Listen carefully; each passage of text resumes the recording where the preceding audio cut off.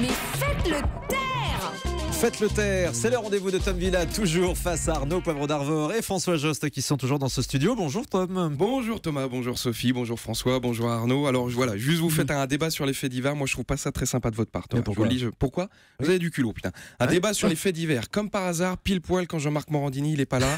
Je vous rappelle qu'il présente Crime sur Énergie 12. Vrai, Jean-Marc, tous les jours, il fait 3 heures d'émission sur Europe 1. Quand fallait faire le grand direct de la santé spéciale clavicule ou le grand direct de l'actu, peut-on porter le voile sur un terrain de badminton ?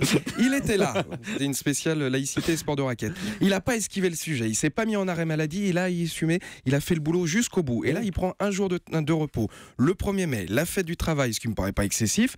Et vous prenez son sujet préféré. Et ben moi je trouve pas ça très cool. Hein. Faire un débat sur les faits divers sans Morandini, c'est comme faire une spéciale clash sur Twitter sans Morandini aussi. Tiens, c'est pas très sport. Alors Arnaud Poivre d'Arvor, vous êtes là pour votre émission qui s'appelle Non élucidé sur France 2. J'aime beaucoup cette émission. Gentil. Vous, c'est sincère. Attendez la suite. Ouais, Je sais, c'est pour ça que je dis ça tout de suite. Non, mais j'aime beaucoup cette émission. Vous racontez une histoire. Par contre, il n'y a pas la chute. Donc, Oui. Je trouve pas ça très professionnel. Mais bon, non. c'est interactif. Pas tout à fait comme les autres émissions de télé. Dans The Voice, c'est sur Twitter. Là, dans Non élucidé, il y a le numéro de la gendarmerie. Alors bon, si vous pensez que c'est Jean-Pierre le coupable, tapez 1. Si vous pensez que c'est Eric le coupable, tapez 2. Et si vous ne savez pas où se situe la Meurthe-et-Moselle, tapez 3.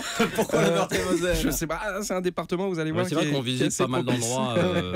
On découvre la géographie française. C'est pas mal. Là où il fait pas beau généralement. Ouais. Alors, Ouais, ça parmi les faits divers récents, il y a eu l'affaire de la petite Bérénice ces derniers jours, qui par bonheur a été retrouvée saine et sauve, et son agresseur présumé retrouvé. Donc tout est bien qui finit bien.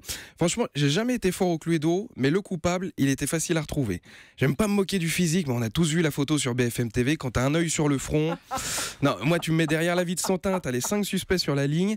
Franchement, je suis pas témoin, j'étais pas là, mais faites-moi confiance, c'est le numéro 2. Oui, le monsieur qui a le visage de Picasso. Non, mais c'est quand même le seul suspect qui a réussi à faire sa photo de face et de profil en même temps. Je veux dire, le suspect, il a utilisé la célèbre technique des bonbons. Alors, comment il les a achetés, les bonbons ? Moi, à mon avis, il a été au supermarché, il est passé aux caisses automatiques. Celle où tu t'encaisses toi-même. Parce que s'il était passé à une caisse normale, la caissière, elle voit sa gueule et un paquet de schtroumpfs, elle aurait appelé la sécurité directe. Non, mais moi, j'ai une proposition toute bête. Il y a un âge minimum pour l'alcool. Ok, mais il faudrait mettre un âge maximum pour les bonbons. Au-dessus de 30 ans, ça devrait être interdit. T'es pas un gourmand, t'es juste un mec chelou. Moi, j'ai une pensée pour le commercial de chez Haribo qui toute la journée se balade avec des cartons de crocodile et dragibus dans le gaufre. Je veux dire, c'est pas le moment de se faire arrêter par les gendarmes. Même pendant le Tour de France, jeter des bonbons sur la foule, ça va être compliqué. Déjà, jeter des saucissons sur les gens en plein ramadan, c'était limite. Mais bon, moi j'ai des copains rebeux. Dès qu'il y a un attentat dans le monde, ils flippent tous. Ils disent pourvu que ça soit pas un arabe qui a fait ça. Là, quand on a vu l'alerte enlèvement, j'étais avec un copain qui m'a dit pourvu que ça soit pas encore un mec des Ardennes.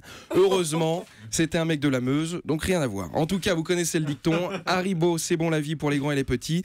Quand c'est des très grands qui offrent des bonbons aux petits, il faut quand même faire très attention. Bonne journée et bon week-end. Merci beaucoup Tom Villa, que vous pourrez aller voir sur la scène du théâtre Café Théâtre à Nantes les 12 et 13 juin prochains. Le rendez-vous est pris. Merci beaucoup.